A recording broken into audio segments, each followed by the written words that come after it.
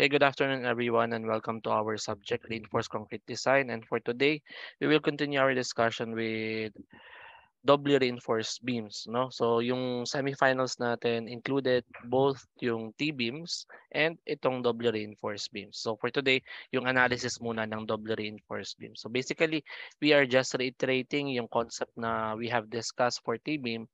Tapos, i-apply lang natin for a um, common beam or a conventional beam natin na may tensile reinforcement. Okay? So, ba't ba tinatawag siya na doubly reinforced beam? So, doubly reinforced beam yung tawag kasi meron tayong nilalagay na reinforcement dun sa compression zone natin. And as you can see here in the figure, ito yung common na nakikita natin sa site na meron tayong reinforcement cage. And then, we have here yung meron tayo ditong reinforcement sa taas, ano? Yung basically yung dine-design natin before is itong reinforcement na 'to. And then makikita natin may mga beams na naglalagay ng reinforcement also dun sa top natin. Pero, ano ba yung purpose? Ba't nilalagay ng additional reinforcement to sa taas? One purpose niya is to increase daw yung load carrying capacity ng beam natin. Okay? Kasi since meron kang ni-introduce na steel reinforcement doon, ibig sabihin, magkakameron ka ng compressive force dun sa taas na due to steel. Pero 'di ba alam natin na si concrete is very strong na siya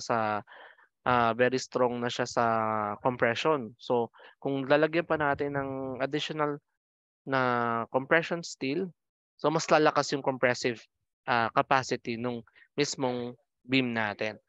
And also to prevent yung failure due to excessive tensile stress. Okay? So, minsan kasi medyo limited yung depth natin. Ano? Halimbawa, ang sabi ni architect, ang pwede lang nating height ng beam natin is limited lang, let's say 500 mm lang, yung pinaka-height na mismo.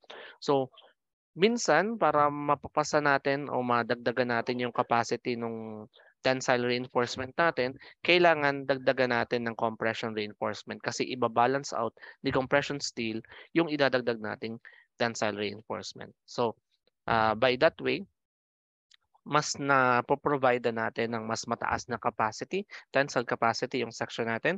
And once na nagdagdag tayo ng tensile capacity, susunod dun sa compression capacity natin kasi sabi natin kailangan lagi mag-equal yung tension natin and compression para ma-retain in equilibrium yung mismong section natin and para makapag-produce tayo ng nominal moment capacity natin na required natin for our section. Okay? So, yan yung ilan sa reason kung bakit tayo nagdo-double reinforced ng beam. And then, for beams of normal proportions, compression steel is basically not normally required nga. Yan nga, sabi ko, no? From our previous lectures, we are just considering tensile reinforcement lang. Nasa baba lang lagi yung rebar natin. Minsan, nagdadagdag nga tayo ng compression steel para mas ano siya, no? Kapag sa long term, mas ano yung deflection capacity niya. Mas nare-retain niya kasi 'di ba si concrete once na nakast natin siya, yung deflection niya nag-i-increase as time goes by.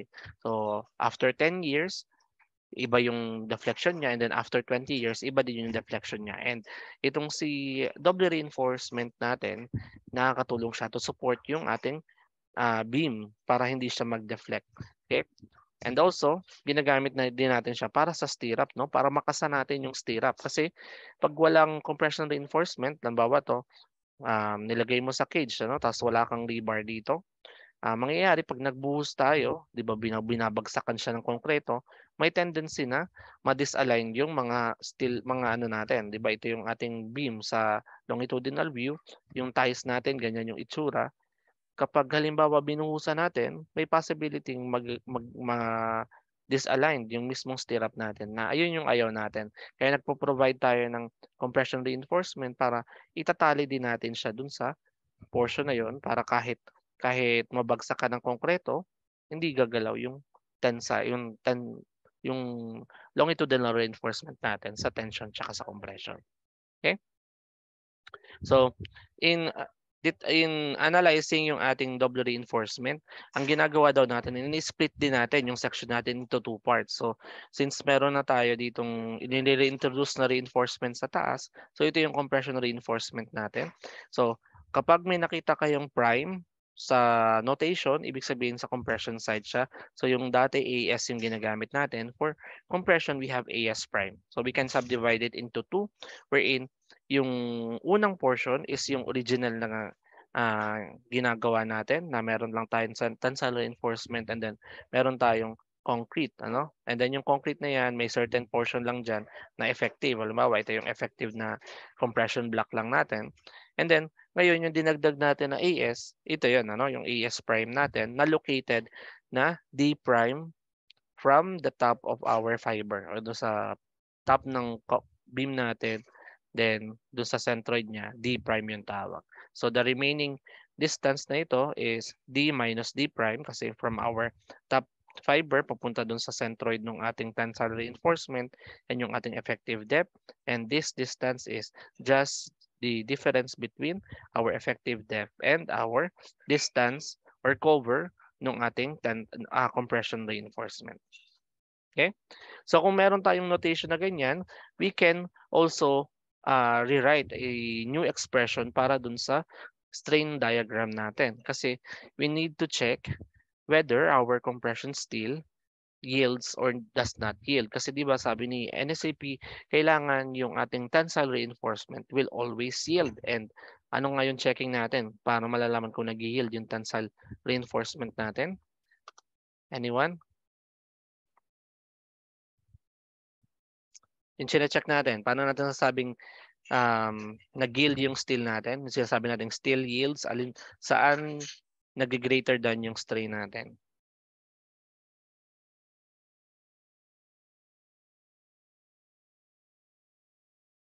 Hello?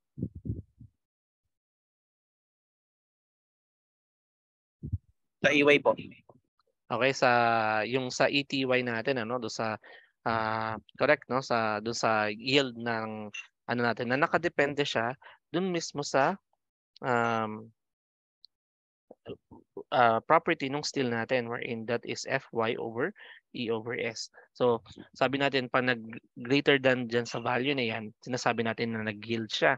So, dito sa double reinforcement, ang assumption natin, lagi si tensile reinforcement, ibig sabihin itong rebar na to, always siyang nag-yield. Okay?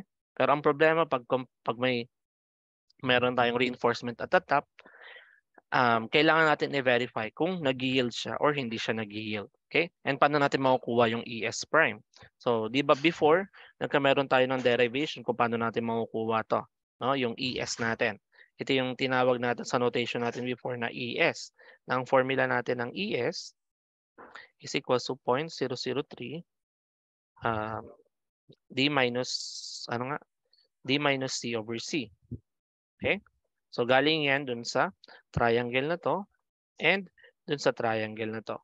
Ito yung 0.003 natin, yan yung ating ultimate strain capacity ng compression fiber natin. Okay? So, para i-derive si ES prime, ano yung consider nating triangle? Para magkameron tayo ng expression for ES prime. So, lagay natin yung units, yung bagong dimension natin, ano? Ito yung D prime natin, as mentioned here. So, yung distance na to, mula dito, okay? Anong tawag natin sa kanya? So, yung katulad din naman dati, no? This is D minus C. Okay? And performing also similar triangles, itong triangle na to, and itong bigger triangle na to, and itong triangle na to, we have to get ES, we have 0.003 all over. Yung ating C is equals to is E sub S prime all over yung distance natin. So what is this distance? Kung C tong malaki, then D prime to, what is this length or height? Base dito sa diagram natin. That is ilan?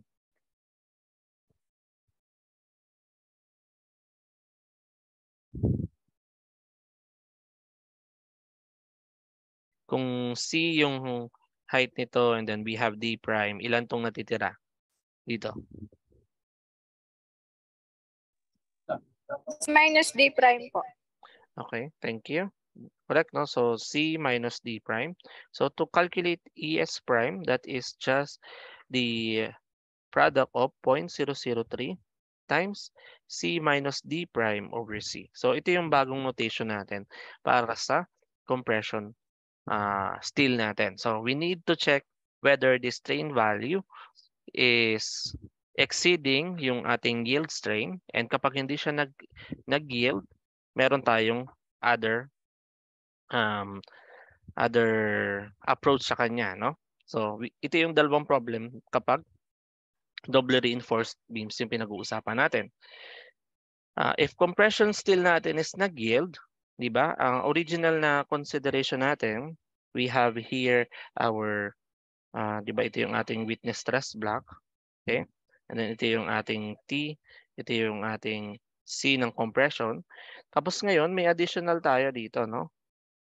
This is yung C galing sa steel, and then ito yung portion na dinagdag natin dun sa tension natin. Okay? So ito is total nung ating tension, and then ito yung sa CC tsaka CS, no? So yung T1 and T2, pwede naman pagsamahin yan, that is equal to T. Okay? So, di ba ginagawa natin to get yung ating to get yung compression block natin, yung depth ng compression block, ginagawa natin, pinag-equate natin si tension kay compression. So for this notation, ang bago nating notation is T is equals to CC plus CS. Okay? So, kaya mapapansin nyo dito, kailangan natin ng value for CC and value for CS. And si CS, since this is our compression ng steel, no? So si steel, parehas lang din siya na ASFY. Pero ngayon, AS prime FY kapag nag-yield siya. Kung nag-yield siya, ibig sabihin, yung maximum value na pwede nating gamitin is FY. Pag hindi siya nag-yield, hindi mo pwedeng gamitin si FY. Kaya kailangan i-calculate natin si FS. Okay? So si FS, makukuha natin sa relationship ng strain, ano? So, di ba sabi natin kanina, strain is equals to stress over yung ating elastic modulus. So, kung gusto natin makuha si F, that is strain times yung elastic modulus natin. And yung dito, since Fs prime yan, gagawin lang natin is Es prime times yung ating steel. Kaya nagkameron ng notation na to dito sa side na to. Okay? And ito, since na-derive natin to do sa previous slide, ito yung value niya. Okay? We can substitute that dito sa value na to. Okay? So, ito yung magiging formula ng CS prime mo ngayon. Ito, no? Nung CS mo kapag hindi siya nag-yield. Okay? Ang question now is how to determine yung value ni C. Okay? So, yung value ni C, pwede siyang ma-determine using this formula na lang, ano? So this is a simplified formula kasi kung hindi mo gagawin, o hindi natin gagamitin tong simplified formula, kayo yung mag-construct nung mismong quadratic equation niya by using this equation. Okay? So yung CS natin, okay, ito yung sa compression, CC to, CC, no? Ayan yung sa compression. So since compression yan, alam natin ang width niya is 0.85 F prime C. Then yung height niya, ito yun, ano, yung A, beta 1 times C ang A, di ba? And then yung width ng beam natin. Plus, ito yung derived natin from the previous slide. So, equals yun sa ASF pi. So, para mahanap si C, gagawin dyan, multiply mo both side by C. And then, pag sinimplify mo, ito yung notation na makukuha natin. So, pag inano natin yan, pwede natin gawin, kunin lang natin tong value nito, values nito, and then values nito, and then magkakameron tayo ng values for our quadratic equation para makuha natin ang value ni C. Okay? Kasi yan lang yung way para ma-identify natin what will be the value of C nung problem natin. Okay? Then once na makuha natin yung value ni C, i-check lang ulit natin kung ano yung strain niya, and then kung Then kukunin na natin yung ating moment capacity. Okay, yung moment capacity natin equals dyan sa katulad nung sa ano natin sa T-beam, ang imo-moment lang natin yung ating force, no? So itong lever arm nito will be D minus A over 2, and then yung lever arm nito will be D minus that is D prime. Okay? D minus D prime lang. Okay? So mangyari moment capacity is equals to CC times D minus A over 2 plus CS prime times D minus D prime. And after that, ayun na, meron na tayong moment capacity ng beam natin. So, na-analyze na natin yung doubly reinforced beam natin. Okay? So, to demonstrate yung analysis ng doubly reinforced beam, I have here two examples demonstrating yung two cases. Okay? So, let's start with the first one. Okay? So, determine the design flexural strength. So, design flexural strength we're pertaining to moment, no? VMN of the beam, given F prime C is 21 megapascal, Fy is 420, and then given tayo ng reinforcement, meron tayong 4 pieces na 32 sa tensile reinforcement, and then 2 pieces na 28 dun sa compression reinforcement. We have a distance of 40 mm dun sa centroid ng compression steel natin, papunta dun sa fiber natin, and then we have an effective depth of 600 and a total height of 675 and width of 350. Okay? So, yung first natin pwedeng gawin in solving this one is to lay out muna yung given natin. Ano? So, we have F prime C is equals to 21 megapascal. So, we can determine based from our F prime C yung value ng beta natin. And according to our formula, kapag within pa naman siya doon sa limit, no? Si 21 MPa is 0.85 para sa ating beta 1. Okay? And we have Fy is equals to 420 megapascal. And we know na dun sa discussion natin previously, ang ETY according to the code ng 420 megapascal or grade 60 ay equal sa 0.002. Approximately yan, 0.002. No? Pero pag kinuha natin yung exact, that is equals to Fy over ES. So that is we have 420 divide 200,000. So pag ginawa natin to, that is 0.0021. Okay? So kasi medyo mahalaga yung mga decimal places, no? Kaya as much as possible, i-indicate natin yung full na digits para dun sa strain, ano? Kasi medyo conservative to. Okay? So meron tayong ETY. So ang i-limit natin, iba sabi natin that is just our ETY plus 0.003. So that is 0.005, or kapag yung exact, that is 0.0051. Okay?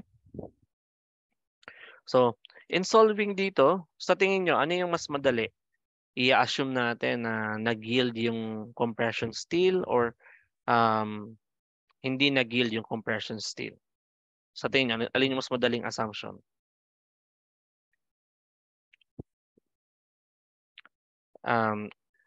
Just imagine, ano, 'di ba sabi natin kapag nag-yield yung compression steel, ito lang yung value ng CS natin. Okay? So, direct tayo na makukuha natin yung Fy. Unlike kapag hindi nag-yield yung compression steel natin, gagamitin natin tong formula na to. Okay? So, alin ang mas madali? I-assume na nag-yield o hindi nag-yield?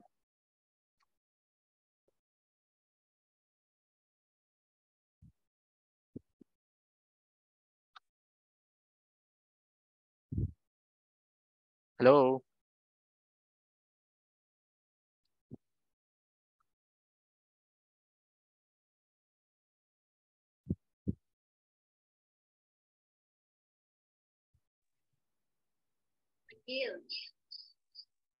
Ano yan?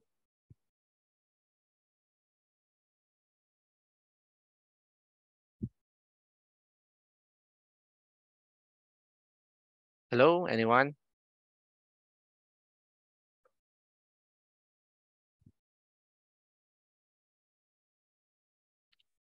So again, pag nag-yield, ito yung gagamitin, CS, no? Then kapag hindi nag-yield, ito yung gagamitin na formula. Okay? So, ang much better i-assume is nag-yield yung ating steel. Okay? So, assume natin that the compression still yields. Okay? So, ibig sabihin, yung Fs prime natin, i-assume natin na equal siya sa Fy. Okay? And if that's the case, punta na tayo doon sa T is equals to Cc plus Cs. Okay? So, T is just ASFY is equals to 0.85 F prime C A times B plus AS prime. Then we have Fy. Okay? Dito sa mga notation na to, lahat is given except for A. So we can calculate the value of A. A will be equals to AS Fy, transpose na yung kabila, AS prime Fy all over 0.85 F prime C B, or we can factor out ito. So AS minus AS prime Fy all over 0.85 F prime C B. Okay? So, to calculate, itong AS prime, pwedeng gawin natin na 2 times, ang 28, ang area ng 28 is 616, I think. Ano? Let me check. Okay, that is 616. So, yung value natin, 2 times 616, that is 1232. And then dito, para sa AS, that is 4 times 804. So, yun yung area ng 32 mm times 4, that is 3216. Okay, then let's substitute dito. So, we have 3216 minus 1232 times Fy of 420 divided by 0.85 times 21 times B natin, which is 350. So we have a value of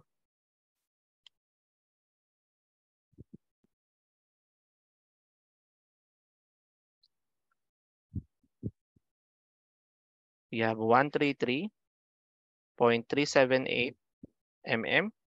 Then to calculate for C, that is A over beta 1 is equals to divide lang natin ng 0.85, that is 156.915. Okay? So, anong i-compare natin para ma-check kung anong kakalculate natin para ma-check natin kung nag-yield? Kung compression steel ang pinag-uusapan natin, ang kailangan natin calculate is yung ating ES prime. Okay? Ang formula is 0.003 C minus D prime over C. So, baliktad, ano? Iba naman yung notation niya. So, substitute lang natin yung values. We have 0.003, whatever we have for C minus D prime, that is 40 over answer. We have 0.002235. Okay? Which is greater than dun sa ating ETY. Okay? Kasi ETY natin is 0.002 or 0.0021. Ito is mas malaki yung value.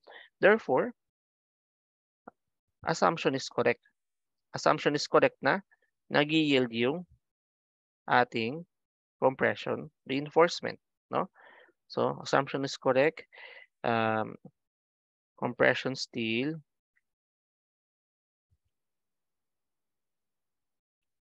yields. Okay? So, kung na-verify natin na nag-yield siya, sabihin, Fy na yung gagamitin natin. Then, for ES prime. Okay? So, next, calculate natin yung capacity. So, mangyayari ngayon dito sa ating biga. So, wait lang, drawing ko lang, no?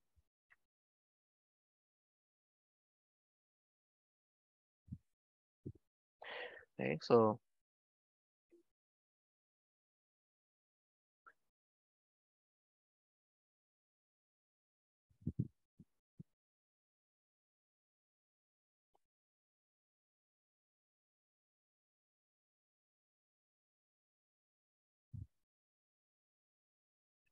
Okay, ito yung ating CC.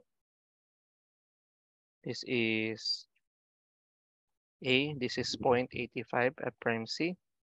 And then we have for compression steel,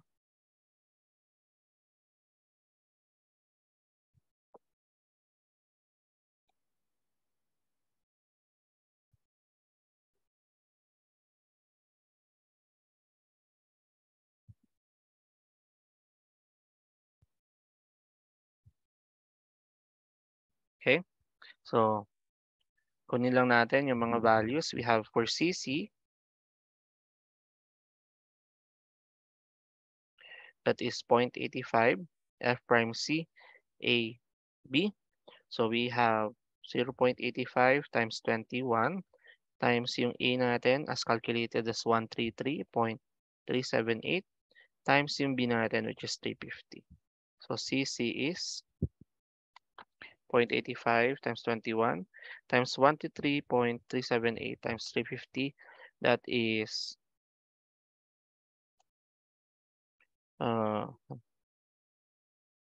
okay. So divide natin ng 1,000 para maging kilonewton. So 833.279 kilonewton. Divide 1,000. Okay. Next, we have for CS, that is AS prime. FY kasi nag-yield na siya. So that is yung value natin for area. That is 1232. So 1232 times FY 420. So 1232 times 420. That is, let's divide 1,000. CS is equals to 517.44 kilonewton. Okay? Then, lagay lang natin yung moment arm natin. Again, this is D minus A over 2. Then, ito ay D minus D prime. So, yung moment natin is equals to CC times D minus A over 2 plus CS times D minus D prime. So, we have 833.279 kilonewton times D is 600 minus 133.378 divide 2 plus 517.44 kilonewton times 600 minus 40. Okay? Then yung lahat ng expression na yun, i-divide lang natin ng 1,000 lang kasi na-divide na natin ng 1,000 kanina. Yung MN natin is 279,600,133.378 divide 2 plus 517.44 times 600 minus 40 divide 1,000. That is 734.163. Okay, kilonewton meter. Pero kailangan natin ay phi-PN. So wala pa tayong phi. So kailangan kunin natin yung ating ES. Galing dun sa ating before 0.003 times D minus C over C. So this is 0.003 times 600 minus yung value nung C natin dito. That is 156.915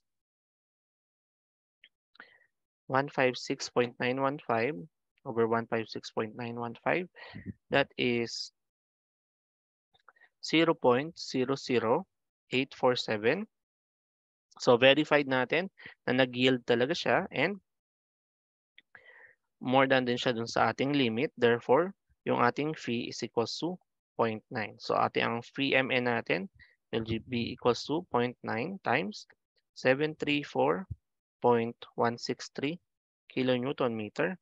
So ang fee MN natin is equals to 734.163 times 0.9. That is 660.747 kilonewton meter. And that is our moment capacity or design strength nung doubly reinforced beam natin.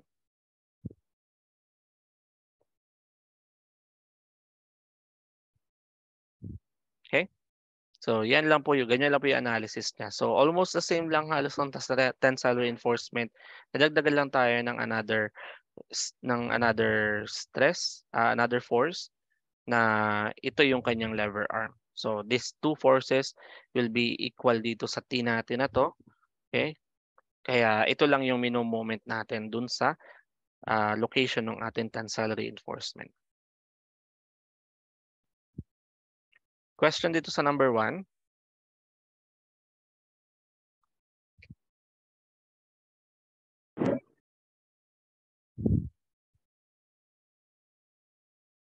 Okay. Okay, so let's try another example. So let's say ito naman yung ating condition. We have halos the same, no? Pero nagbago yung diameter ng top reinforcement natin. Naging siyang 22 mm. Okay? And then yung F prime C natin naging 28 megapascal. Ayan. So siguro calculate na muna natin para dire-diretso tayo mamaya yung ES prime natin. So on 22 mm, that is equal to 380, no? So 2 times 380, that is 760 mm squared. So AS, this is 4 times 804. So equals ulit yan sa 3216. Okay? So again, lagay natin yung F prime C natin, 28 megapascal. So yung beta natin dyan is 0.85. Okay? For Fy, that is 420 megapascal. So ang ating ETY is equals to 0.002. So ang i-limit natin is 0.005. Okay? So again, first assumption natin, assume natin na si Fs prime, yung steel natin, ay nag-yield. Okay? So kung nag-yield siya, T is equals to Cc plus Cs prime. So we have A as Fy, 0.85, F prime C, AB, plus AS prime, Fy. Okay? We have A is equals to AS minus AS prime, Fy all over 0.85 F prime C, B.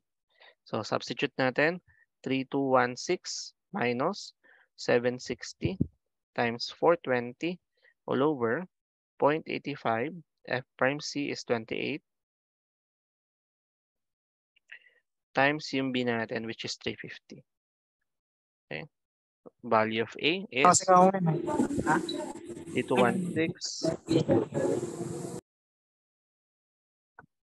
minus 760 times 420, lower 0.85 times 28 times 350. So we have 123.832 mm. Yung value ng C natin is A over beta 1. Divide 0.85. So 145.685 mm. Yung ating ES prime, that is our tensile reinforcement, compression reinforcement. So C minus D prime over C. So 0.003 C minus 50 all over C. We have 0.00197. Okay? That is less than dun sa ating yield strain. So therefore, assumption is incorrect.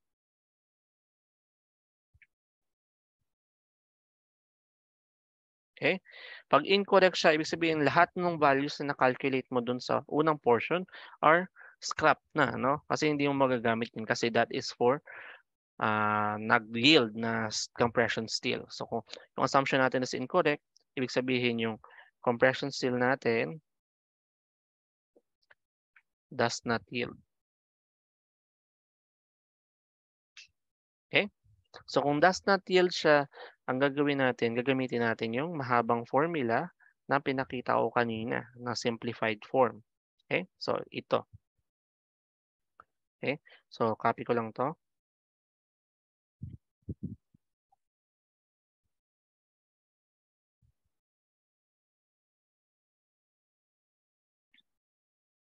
Okay? So let's continue dito. Yan. So ito yung values na yun. So isa-isayin natin yung calculation yan. So tawagin natin di ba itong A, B, tapos C. So CA, that is 0.85 F prime C, beta 1B. So that is 0.85 times 28 times beta 1 natin is 0.85. B natin is 350. So that is 0.85, 28, 0.85 times 350. That is 7080.5. Okay? About B. So substitute lang natin AS prime ES times 0.003 minus ASFY. So that is AS prime natin is 760. So 760. ES is 200,000 times 0.003 minus AS natin is 3216 times 420. 760 times 200,000 times 0.003 minus 3216 times 420. That is negative 894720. Then yung C natin, that is AS prime ES times 0.003 times D prime.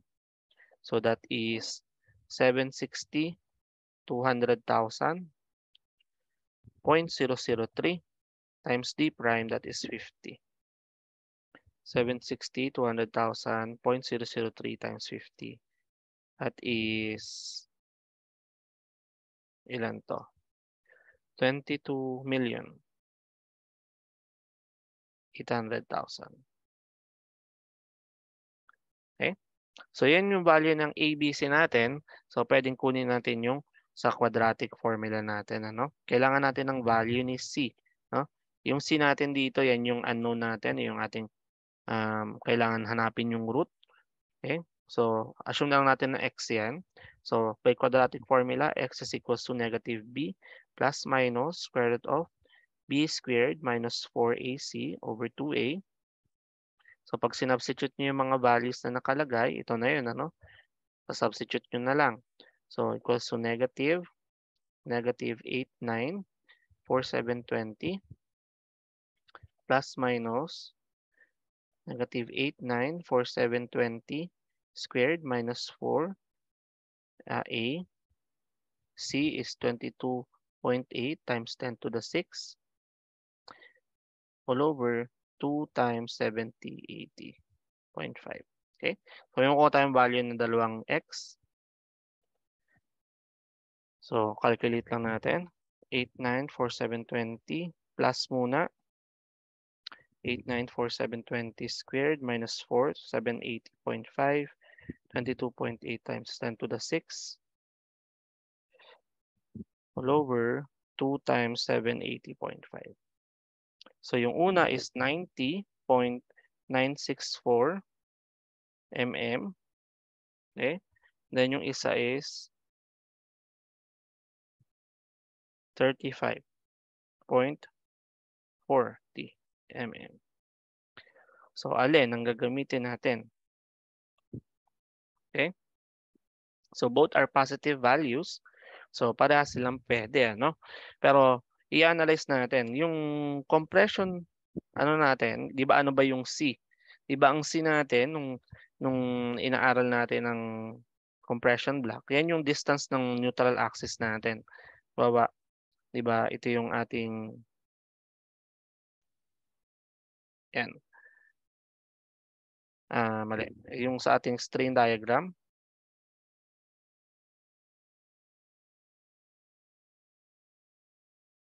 Okay? So, di ba ang C natin is yan. Yan yung distance natin sa neutral axis. Okay? So, wala namang problema kung siya ay malapit na malapit dito sa atin sa value nung strain natin, ano? Anong compression steel natin kasi yun talaga yung lumalabas. Kasi nga, ang tendency ng compression steel din natin is makatulong siya doon sa compression side natin. Ngayon, kung mas malakas yung compression side natin, syempre, yung required compression block natin, no, nai-stress na compression part natin, syempre lumiliit din yan. Okay? So, meron minsan nagko-coincide siya dito or minsan less than. So, alin yung gagamiting value ngayon? Okay? So, mapansin nyo itong 35.4, dito, no? Kasi 50 to. So, dito siya somewhere dito. Medyo trivial siya kasi 'di ba itong portion na 'to is for concrete cover nung top, okay? Pero acceptable pa din naman siya. Okay, wait lang ha. Tingnan natin yung value kapag ano. Sige, verify natin. So check natin yung E sub S natin, yung E sub S natin kung alin yung magbibigay ng value. So using yung x1, E sub S natin prime is equals to 0.003 times C natin na 90.964 minus, di ba ito yung magiging C natin, C1 or C2 minus 50 all over 90.964. Okay? So 0.003, 90.964 minus 50, 90.964. So we have 0.00135. Okay? Then dito sa isa, yung ES nating isa, 0.003, that is 35.4 minus 50 all over 35.4. So yung magiging value natin is a negative quantity. Okay? And ano ibig sabihin ng negative na strain? Sabihin, nag-shorten pa yung ating ano, no? Yung ating concrete. Okay? So ang mas advisable gamitin syempre itong nagpo-produce ng positive na strain. Okay? So ito yung gagamitin nating value ni C. Okay? So kung yan yung C natin, pwede natin makuha din yung ES natin, 0.003 D minus C over C. So we have 0.003 times 600 minus 90.964 over 90.964. We have 0.016768. So that is greater than sa ETY natin, greater than sa E-limit natin. Therefore, phi natin is 0.9. Okay? And then, babalik tayo ngayon dun sa ano natin, formula natin for MN, which is CC times D minus A over 2 plus CS times D minus D prime. Okay? So, yung magiging value ngayon, so kailangan natin ng A. So, mula sa C, ang A natin is equal sa beta 1C. So, that is 0.85 times 90.964 mm. So, A natin is equals to 964. So, that is 77.3194 mm. Okay. Ang CC natin is 0.85. F prime C is 28. AB, so 77.3194. B is 350 times yung distance natin, 600 minus 77.3194 over 2 plus yung CS natin, we have 760 para dun sa AS prime times FS prime. Ang FS prime natin ngayon, that is equal sa ES prime times yung ating ES. So that is 0.00135 times 200,000. 0.00135 times 200,000. We have 270. Okay, so 270 times 600 minus 50. Okay, so okay, equal to sa 0.85, 28, 77.3194, 350, 600 minus 77.3194 divide 2 plus 760, 270, 600 minus 50.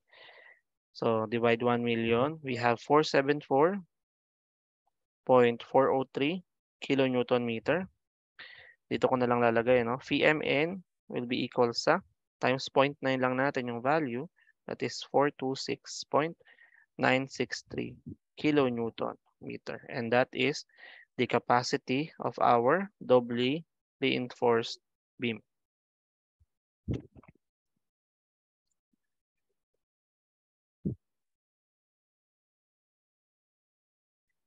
Okay? Question po?